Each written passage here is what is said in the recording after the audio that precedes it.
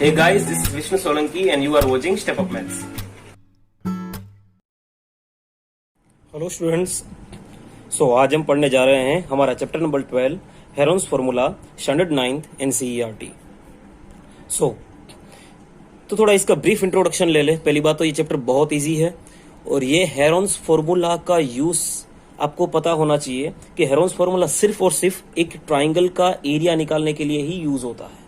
ठीक है, कोई ऐसा ट्राइंगल आपके पास है जो राइट एंगल नहीं है, कोई ऐसा ट्राइंगल आपके पास अवेलेबल है जो राइट एंगल नहीं है, ये राइट एंगल नहीं है, तो इसका एरिया आप हेरोन्स फॉर्मूला से निकाल सकते हो। So Heron's is a name of scientist, एक साइंटिस्ट का नाम था जो इजिप्ट में अलेक्जेंड्रा में पाया गया था। ये उसी की थियरी है कंप्लीट। ठीक है, तो लेट्स फोकस। देखो हमारे पास यहाँ पे दो अलग अलग ट्राइंगल है।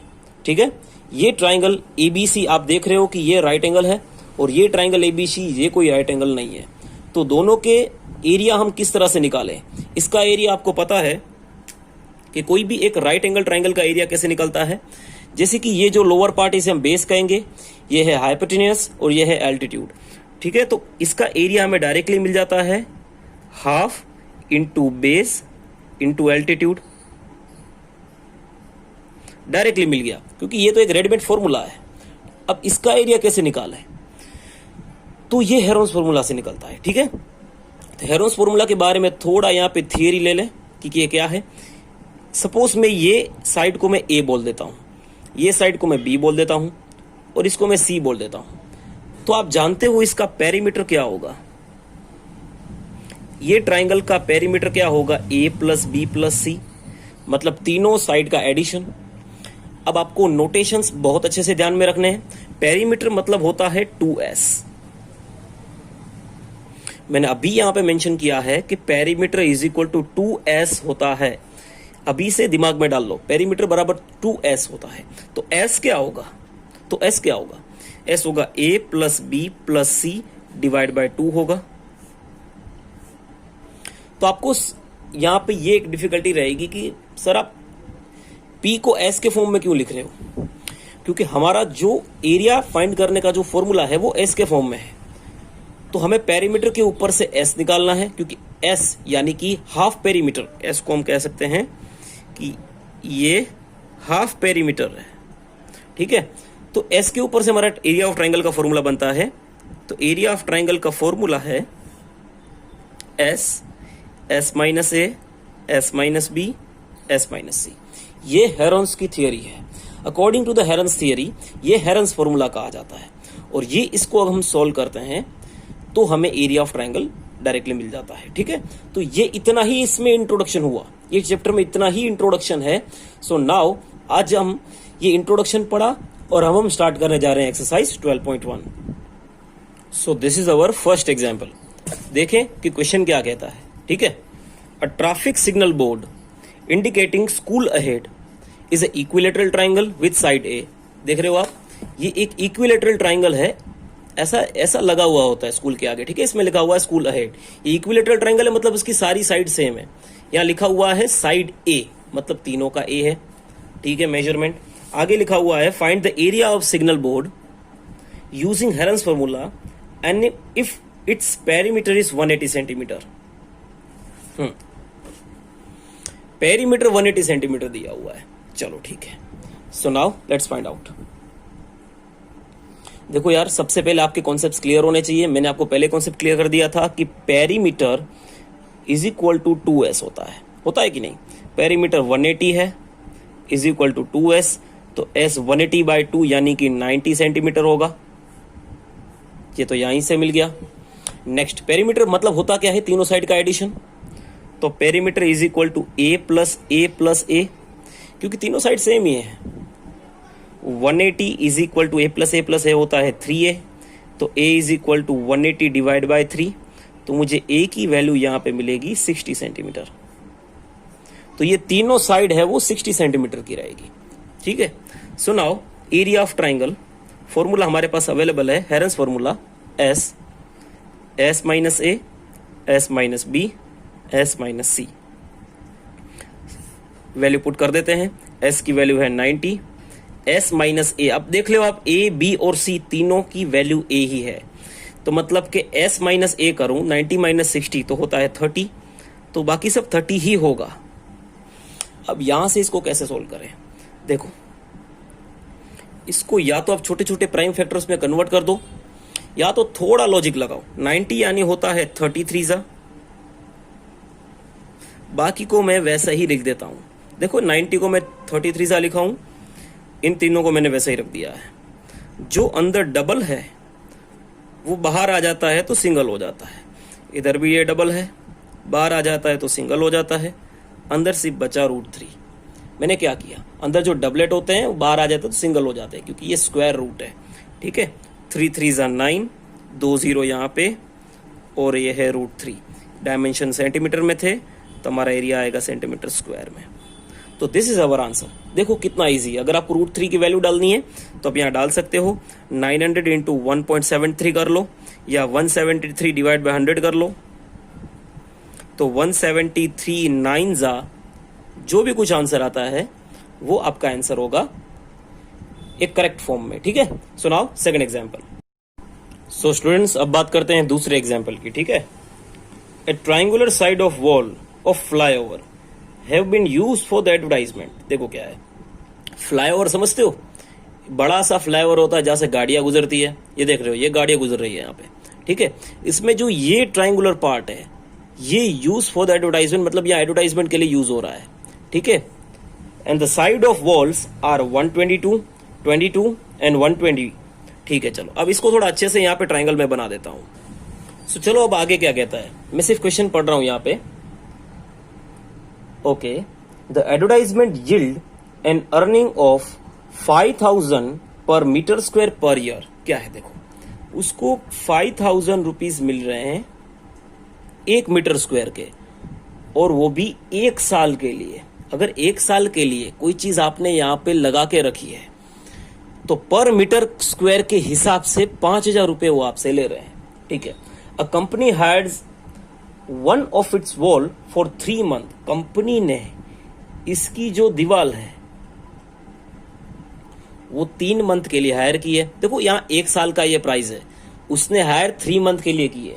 ठीक है, how much rent did it पे।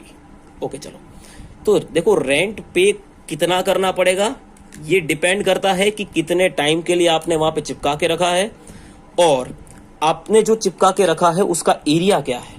ठीक है, सुनाओ, सबसे पहले हमारे पास एरिया नहीं है, ले लेते हैं, चलो इसको लेते हैं A, इसको लेते हैं B, और ये है C। तो again half perimeter, S is equal to A plus B plus C divide by 2, तो होगा 122 प्लस 120 प्लस 20 डिवाइड बाय 2, तो मुझे S मिलेगा। मैं यहाँ कैलसी यूज कर रहा हूं, आपको एग्जाम में नहीं करना है, सो थोड़ा ध्यान रखिए। तो 131 मुझे यहाँ पे S मिला। S एक हाफ पेरीमीटर है तो इसका यूनिट भी मीटर रहेगा। सो now area of triangle S minus A, मतलब 131 में से अगर मैं 122 निकालूं तो रहेगा 9, 131 में से मैं 120 निकालूं तो रहेगा 11। ओके यस 11, एंड 131 में से मैं 20 निकालूं तो रहेगा 111। चलो अब इसको किस तरह से सोल्व करें। देखो ये 9, सबसे पहले तो ये 9 का अंडर रूट होता है 3, तो इसको बाहर ही निकाल लेने का। ठीक है, 9 का अंडर रूट 3 होता है। सो नाउ 11, क्या आप जानते हो कि 11 इंटू 12 132 होता है। ओके, यहाँ हमने क्वेश्चन लिखने में मिस्टेक की है, यहाँ पे 22 आएगा, यहाँ पे 22 आएगा, तो हम चेक करें 122 प्लस 120 प्लस 22 डिवाइड बाय 2, तो हमारा आंसर आएगा यहाँ पे 132। ओके, सो यहाँ 132 रहेगा। सो अब करें S यानी 132, S माइनस A, मतलब 132 में से 122 जाएगा तो रहेगा 10, 132 में से 120 रह जाएगा तो वो जाएगा 12, और 132 में से 22 जाएगा तो रह जाएगा 110। ठीक है, सब इस हिसाब से इसको स्प्लिट करो कि अंदर डबलेट क्रिएट हो जाए, इस हिसाब से स्प्लिट करो। आप जानते हो कि 11 इंटू 12 132 होता है, ठीक है। 10 लिखा हुआ है, तो मैं 10 इंटू 11 करूं, देखना 11 इंटू 12 132 का स्प्लिट है, 10 इंटू 11 इसका है, और ये 10 और ये 12 मैं वैसा का वैसा ही रख देता हूं। इन दोनों को वैसा ही रखा, इन दोनों को मैंने स्प्लिट किया। अब देखो 10 10 बाहर निकल जाएगा, 11 11 बाहर आ जाएगा, 12 12 भी बाहर आ जाएगा, बात खत्म हो गई। तो क्या आंसर आएगा हमारा? 10 इंटू 11 इंटू 12, हमारा आंसर आएगा 1320 मीटर स्क्वायर। मतलब एक कंपनी ने इसको हायर किया था, कंपनी ने इसको हायर किया था एडवर्टाइजमेंट के लिए, उसका एरिया इतना आया। अब 1 मीटर स्क्वायर का प्राइस 5,000 रुपया है, बट 1 साल के लिए, ध्यान रखना 1 साल के लिए, उसने सिर्फ 3 मंथ के लिए लिया है। ओके, 1 साल को मैं मंथ में कन्वर्ट करूं तो कितना होता है? 12 महीना, यस और नो? तो एक्चुअली प्राइस लगेगा क्या? ठीक है, चलो अब यहां थोड़ा बनाते हैं। देखो 5,000 रुपीज लगते हैं 12 मंथ के लिए, तो कितने रुपीस लगेंगे 3 मंथ के लिए? समझ रहे हो? देखो 5,000 रुपया 12 महीने के लिए लग रहा है, तो कितना रुपया 3 मंथ के लिए लगेगा? तो हम क्रॉस मल्टीप्लाई करते हैं, तो मुझे यहाँ रुपया मिल जाएगा। कितना रुपया लग रहा है? तो 3 इंटू 5,000 डिवाइड बाय 12, देख रहे हो क्रॉस मल्टीप्लाई। तो ये क्या आएगा? 15,000 डिवाइड बाय 12, तो ये मुझे कितना मिलेगा? 1250। इतना रुपया लगेगा 1 मीटर स्क्वायर का, याद रखना इतना रुपया 1 मीटर स्क्वायर का लगने वाला है। पर मेरे पास मीटर स्क्वायर तो 1320 है, तो टोटल रुपया मुझे कितना लगा? टोटल रुपया कंपनी को कितना लगा 1 मीटर स्क्वायर का? तो अब ये वापस प्राइस बनाओ, 1 मीटर स्क्वायर का 1250, तो 1320 मीटर स्क्वायर का कितना? तो अगेन क्रॉस मल्टीप्लाई, 1320 इंटू 1250, तो यहां कैलकुलेट करें तो हमारा आंसर आएगा 165,000 और 16,50,000। दिस इज अवर प्राइस, ठीक है। एकदम इजी एग्जाम्पल था। सुनाओ थर्ड वन। सुनाओ third example. There is a slide in a park and one of its side is been painted in some colour which message keep the park green and clean. देख रहे हो ये पूरा एक slide है, ये slide देख रहे हो, स्लाइड यहाँ पे एक इतना जगह है, वहां पे लिखा हुआ है keep the park green and clean. अब ये पूरी की पूरी स्लाइड के डायमेंशंस दिए हुए हैं 11 metre, 6 metre and 15 metre. Find the area painted in a colour. मतलब ये जो ट्राइंगुलर एरिया है ये आपको फाइंड करना है, जो इजीली हो जाएगा। देखो यहाँ पे मैंने ड्रॉ किया है, उसको 2 डायमेंशन में मैंने ड्रॉ किया है। अब इसका एरिया क्या होगा? You know that first of all find the S. मैं इसको ए ले लेता हूं, ये बी है, ये सी है। तो एस क्या होता है? 11 प्लस 6 प्लस 15 डिवाइड बाय 2। तो मुझे एस मिला, तो फाइंड करें 11 प्लस 6 प्लस 15 डिवाइड बाय 2, तो मेरा आंसर आया 16 मीटर। अब इस एस के ऊपर से हम डायरेक्टली फाइंड कर देंगे एरिया, एरिया ऑफ ट्राइंगल। सबसे पहले आता है एस, एस माइनस ए मतलब कि 16 minus 11, s minus b 16 minus 6, s minus c 16 minus 15। ठीक है कि नहीं? ओके चलो। अब देखो रूट 16 4 हो जाता है। कुछ चीजें अगर स्क्वायर परफेक्ट स्क्वायर है तो सीधा ही बाहर निकाल दो। अब ये 5 है, 10 को मैं लिख सकता हूं 5 2 ज़ा 10, 1 को लिखने की कोई जरूरत नहीं है। डबलेट क्रिएट हो गया, तो 4 इंटू 5, अंदर बचेगा 2, 5 4 ज़ा 20, देख रहे हो। और यहाँ पे है रूट 2। अगर इसको और अच्छी तरीके से, ये आपका एक्चुअली ये आपका आंसर हुआ, और अच्छे से बनाना चाहते हो तो 20 रूट 2 की वैल्यू, रूट 2 की वैल्यू होती है 1.43। तो इसको मैं लिख देता हूं 143 बाय 100, 25 ज़ा 100, तो 143 डिवाइड बाय 5, जो भी कुछ आएगा वो आपका आंसर होगा मीटर स्क्वायर में। ठीक है, तो इस तरह से यही प्रोसीजर है आपको फाइंड करने की। Simple. So now next one.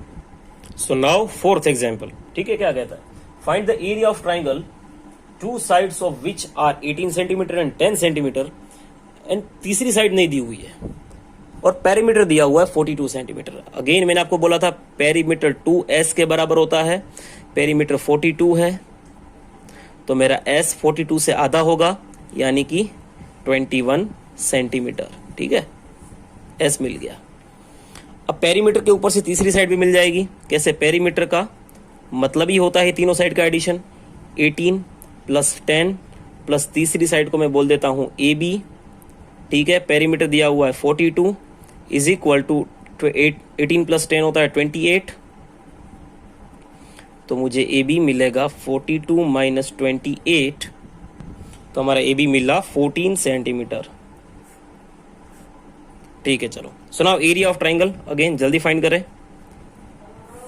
S, सबसे पहले S यानी 21, S माइनस A मतलब 21 में से मैं A, चलो इसको मैं A B और C दे देता हूं। 21 में से A मतलब 21 में से अगर 14 जाएगा तो रहेगा 7, 21 में से 18 जाएगा तो रहेगा 3, 21 में से 10 जाएगा तो रहेगा 11।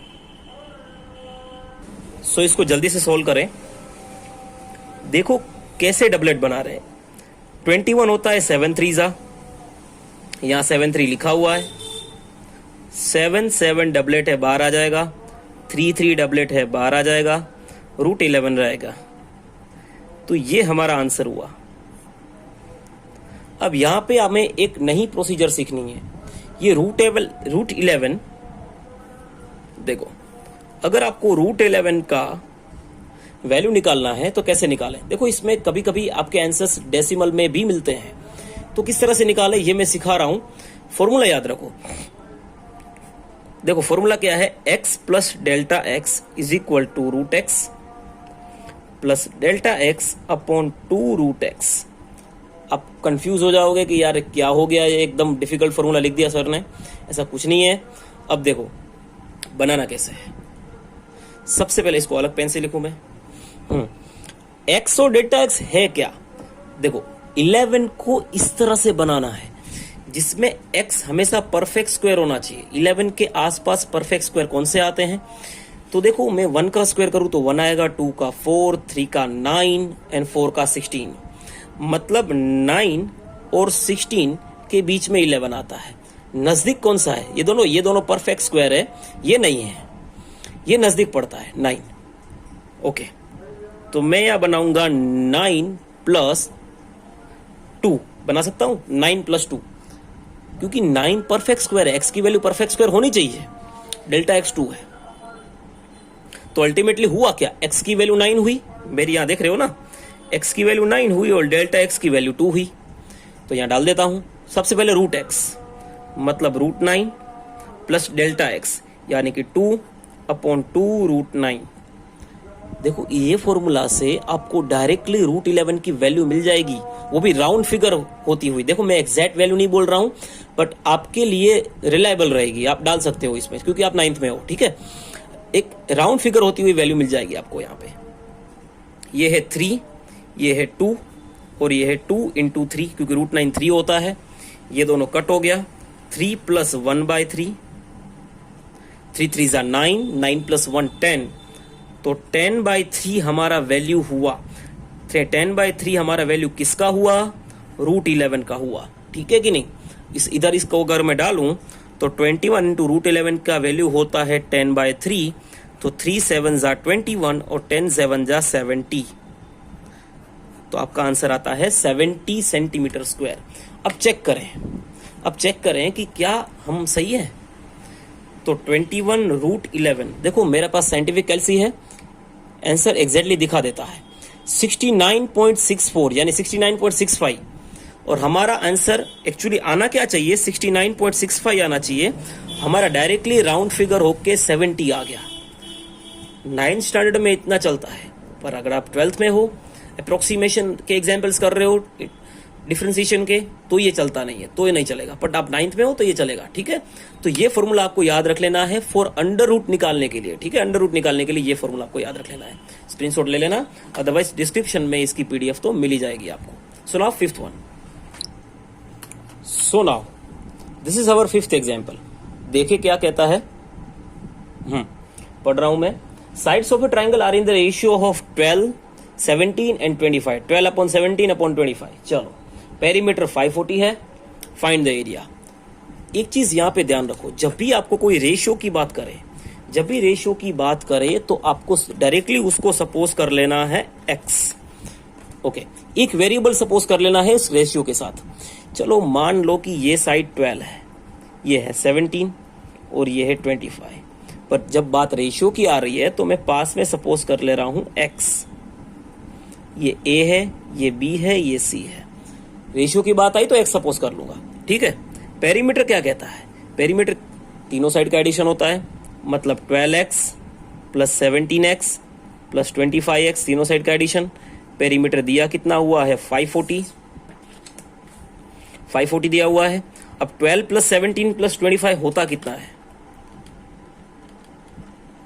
ये होता है हमारा 54x। तो ये कट हो जाएगा, तो x की वैल्यू मुझे डायरेक्टली यहां पे मिलेगी 10। मिल गई x की वैल्यू 10 मिली, मतलब क्या कि मुझे a भी मिल गया। देखो a मेरे पास कितना है? 12x, मतलब कि 12 x की वैल्यू है 10, तो मुझे a की वैल्यू मिली 120 सेंटीमीटर। तो वैसे ही b की क्या होगी? 170 सेंटीमीटर। c की होगी 250 सेंटीमीटर। होगी कि नहीं? सिंपल पीछे जीरो लगाना यार, और कुछ नहीं है। तीनों साइड मिल गया। ओके, अब s क्या होता है? You know that p is equal to 2s होता है कि नहीं? p आपका 540 है, तो s उससे आधा होता है, तो होता है 270। s भी मिल गया, साइड्स भी है। Let's find out the area of triangle.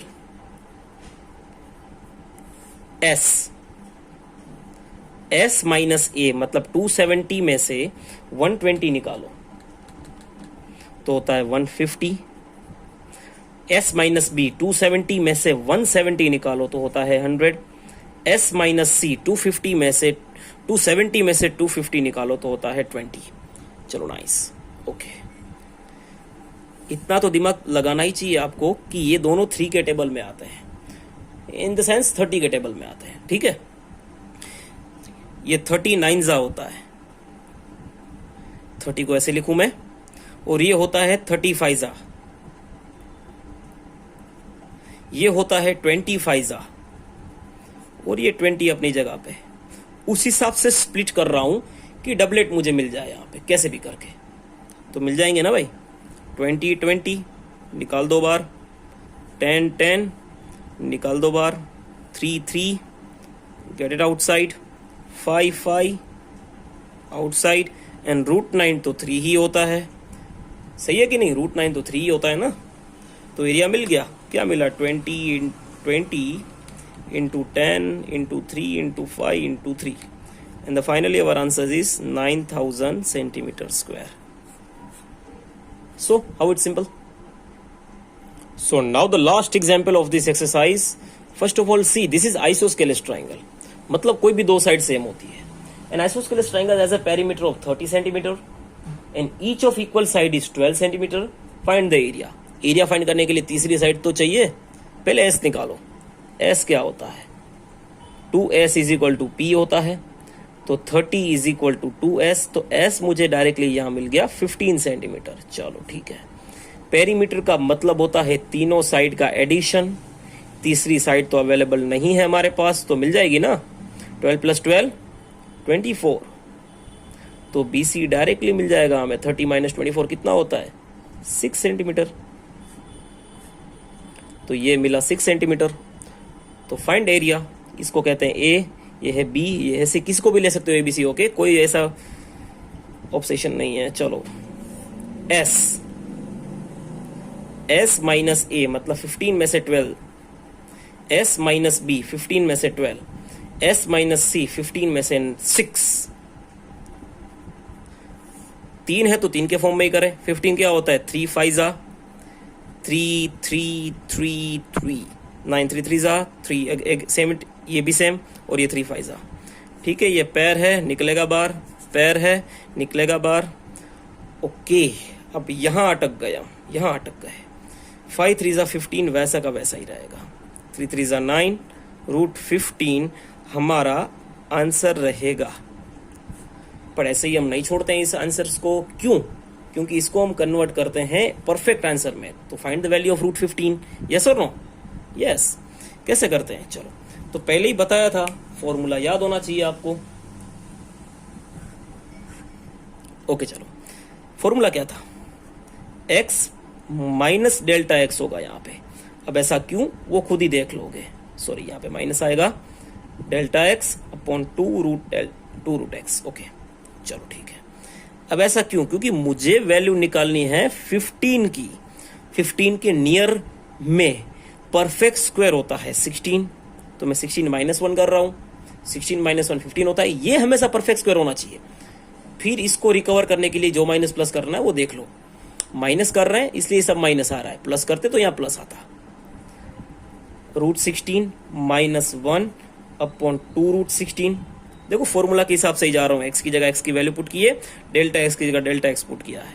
ये होता है 4 अपॉन 2 × 4, 4 - 4 2 = 8, 8 4 = 32 + 1 33/8 हमारा इसका आंसर आएगा।